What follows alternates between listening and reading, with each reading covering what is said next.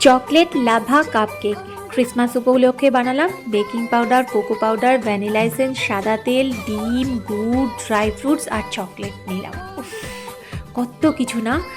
তো প্রথমে আটা বা ময়দার সাথে বেকিং পাউডার আর চকলেট কোকো পাউডারটা মিশিয়ে নিয়েছি, আর এদিকে সাদা তেল, ডিম আর গুড় মিক্স করে নিলাম। যেমনভাবে ফ্রুট কেক বানিয়েছিলাম ঠিক তেমনটাই। এদিকে চকলেট মেল্ট করেও একটু মিশিয়ে নিয়েছি। দুটো কাপের মধ্যে মিক্স করা ব্যাটারটা অল্প অল্প করে দিয়ে দুটো চকলেট কিউব দিয়ে দিয়েছি। ওপর থেকে অল্প একটু আবার মিক্স করা ব্যাটার দিয়ে এটাকে ঢেকে দিলাম।